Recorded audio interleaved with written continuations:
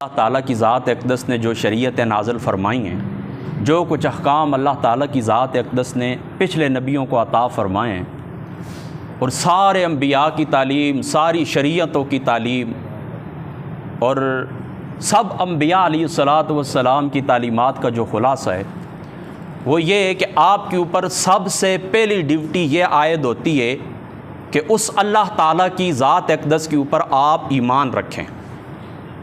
या अय्युहल्लज़ीना आमनू आमिनू, अल्लाह ताला की ज़ात अक़दस के ऊपर सबसे पहली आपकी ड्यूटी ये है कि उस ज़ात मुक़द्दसा के ऊपर आप ईमान रखें।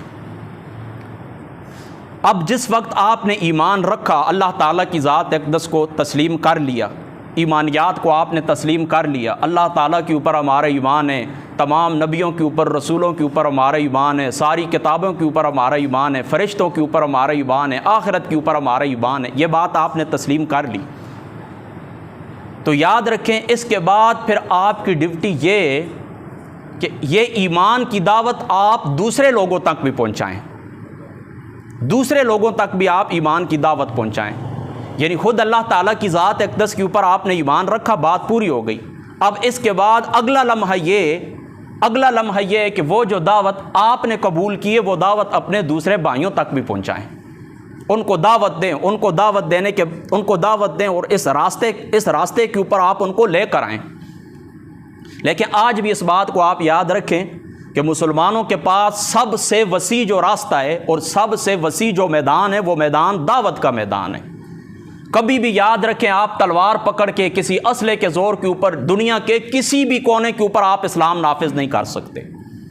अगर आप इस्लाम की हुकूमत देखना चाहते हैं कि इस्लाम की हुकूमत कायम हो जाए, लोग इस्लाम के साए तले ज़िंदगी बसर करें, तो आपको उन लोगों तक दावत पहुंचानी होगी कि जो लोग इस बात को तस्लीम नहीं करते, जो लोग इस दावत को तस्लीम नहीं करते, जो लोग इस रब के ऊपर ईमान नहीं रखते, अल्लाह की ज़ात अक़दस के ऊपर ईमान नहीं रखते, उन तक आपने दावत पहुँचानी है। यह आपकी दूसरी ड्यूटी है। पहली ड्यूटी क्या है? अल्लाह ताला की ज़ात अक़दस के ऊपर ईमान रखना, अल्लाह की ज़ात अक़दस के ऊपर ईमान रखना। और दूसरी ड्यूटी क्या है? फिर आपने जो ईमान कबूल किया है उसकी दावत दूसरे लोगों तक पहुंचाना। और तीसरा क्या है? उस ईमान के जो तकाज़े हैं उन ईमान के तकाज़ों के ऊपर अमल भी करना। यानी आप इसको दूसरे नंबर के ऊपर रख लें, पहले ईमान लाना, फिर ईमान के तकाज़ों के ऊपर अमल करना, फिर तीसरे नंबर के ऊपर लोगों को दावत देना। यानी दूसरे नंबर के ऊपर क्या आ गया? ईमान के तकाज़ों के ऊपर अमल भी करना है। अब देखें ना, एक बंदा ज़ुबान से कहता है कि मैं अल्लाह ताला को एक मानता हूँ, ज़बान से कहता है कि हुज़ूर मोहम्मद मुस्तफ़ा सल्लल्लाहु ताला अलैहि वसल्लम आप अल्लाह ताला के आखिरी रसूल हैं, यह ज़ुबान से कहता है। आखिरत के ऊपर ईमान रखता है, कब्र क़यामत के ऊपर ईमान रखता है, लेकिन ईमान के तकाज़ों के ऊपर अमल नहीं करता।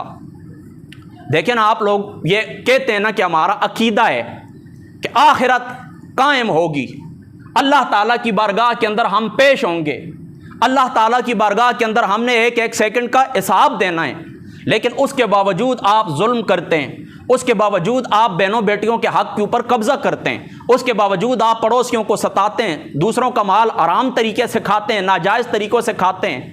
तो फिर इसका मतलब क्या है? इसका मतलब ये कि वो जो आपका ईमान है उसके तकाज़ों के ऊपर आपका अमल नहीं है। आप सिर्फ ज़बान से कहते हैं ला इलाहा इल्लल्लाह, अमल आपका ला इलाहा इल्लल्लाह के ऊपर नहीं है। आप ज़बान से कहते हैं कि अल्लाह ताला है, कि उसी की फरमा रवाई है, उसी की बादशाही है, लेकिन उसके बावजूद आपने हज़ारों और खुदा बनाए हुए हैं। आपकी जो ख्वाहिशात हैं आपने उसको खुदा बनाया हुआ है, आपके जो वडेरे हैं आपने उनको खुदा बनाया हुआ है, जागीरदारों को खुदा बनाया हुआ है, उनकी ख्वाहिशात के ऊपर आप चलते हैं। तो गोया कि खुदा ताला की ज़ात अक़दस का ज़ुबान से आप नाम लेते हैं, अल्लाह ताला की वहदानियत आपके दिल के अंदर मौजूद नहीं है। इकरार आप करते हैं कि अल्लाह ताला है, कि हमारे इसके ऊपर ईमान है, इकरार आप करते हैं, लेकिन आपका अमल उसके ऊपर नहीं है, ईमान के तकाज़ों के ऊपर आप अमल नहीं करते। तो याद रखें, फिर मैं अपना जुमला दोहराता हूँ, पहले दावत को कबूल करना, दावत को कबूल करने के बाद ईमान रखने के बाद अमल करना, ईमान के तकाज़ों के ऊपर अमल करना, और तीसरा उनकी दावत दूसरों लोगों तक पहुँचाना। और दूसरे लोगों तक किस अंदाज के अंदर आप पहुँचाएंगे? तलवार के ज़रिए आप नहीं पहुँचाएंगे, ज़ुबान मौइज़त के ज़रिए आप पहुँचाएंगे।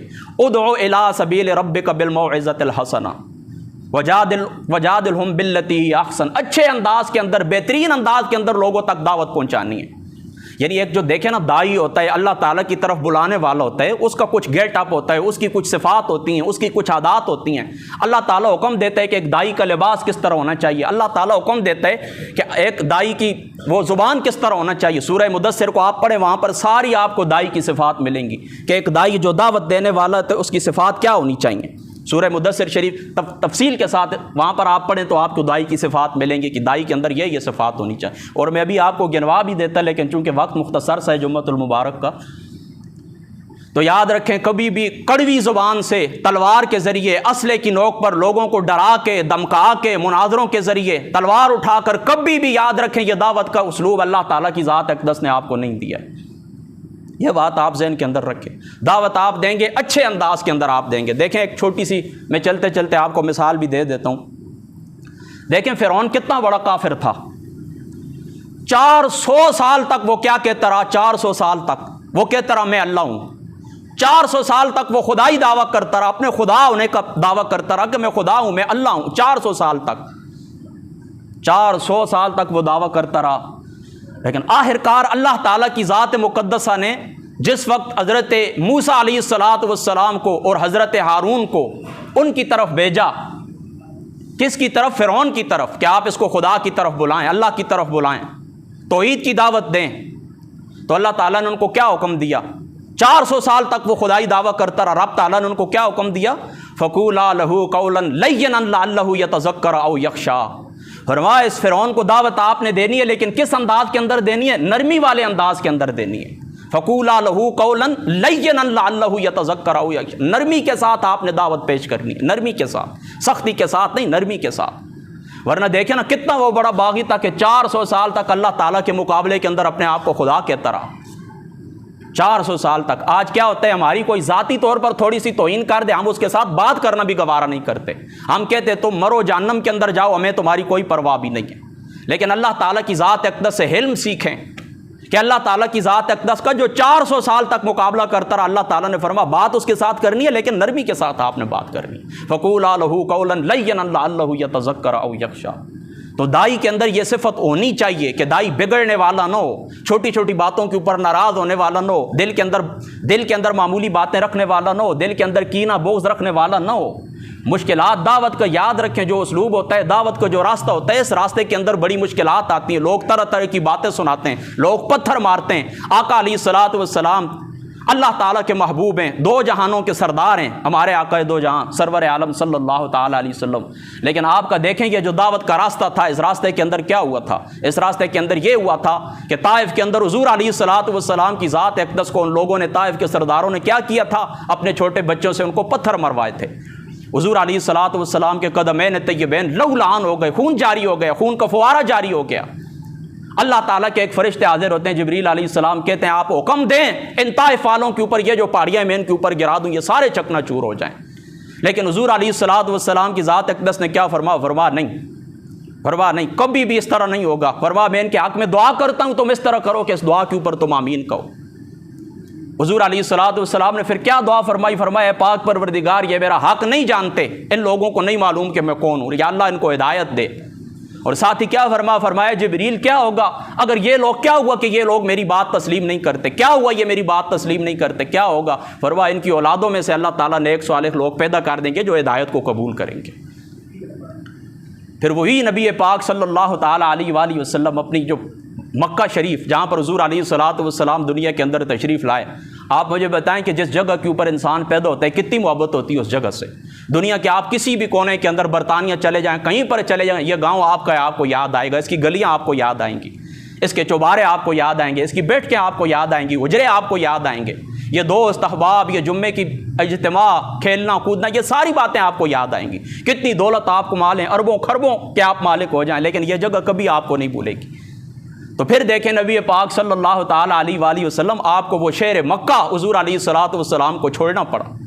और जब हुज़ूर अलैहिस्सलातु वस्सलाम बाहर आए, यानी मक्का पाक से बाहर हुए, तो हुज़ूर अलैहिस्सलातु वस्सलाम ने उस पहाड़ी के ऊपर खड़े होकर मक्का शरीफ की तरफ देख कर क्या दुआ फरमाया, शहर मक्का तू मुझे अजीज़ है, ए शहर मक्का तू मुझे महबूब है, लेकिन अगर मुझे मजबूर न किया जाता, इस ज़मीन से निकलने के ऊपर मजबूर न किया जाता, मैं कभी भी यहाँ से न जाता। फिर हुज़ूर अलैहिस्सलातु वस्सलाम ने हिजरत फरमाई कि नहीं फरमाई? तो ये होता है दाई जो होता है ना, दावत देने वाला जो होता है ना, उसको दिल बहुत बड़ा रखना पड़ता है, बहुत कुछ सुनना पड़ता है, बहुत कुछ सहना पड़ता है, तब जाकर अल्लाह ताला का पैगाम लोगों तक पहुँचता है। फिर आप देखें वो मुख्तसर सरसत हुज़ूर अलैहिस्सलाम की ज़ात अक़दस का, वबासत का जो ज़माना था, फिर अल्लाह ताला ने किस तरह हिदायत का नूर फैला और किस तरह वो नूर वहाँ से निकल कर पूरी दुनिया के अंदर पहुँचा है। तो दोस्तों फिर मैं अपना जुमला दोहराता हूँ कि पहली ड्यूटी आप लोगों की क्या है?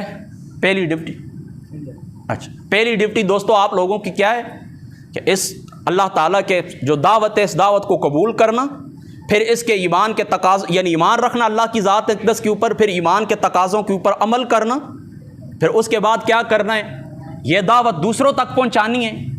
फिर जिस वक्त ये दावत आप दूसरों तक पहुंचाएं और उन तक वो दावत पहुंच जाए, फिर एक जमात इकट्ठी हो जाए, तो फिर क्या करें, इस दावत को नाफिज कर दें अपनी ज़िंदगियों के ऊपर भी, अपने मुल्कों के ऊपर भी। पहले अपनी ज़िंदगियों के ऊपर नाफिज करें, अपने घरों के ऊपर नाफिज करें।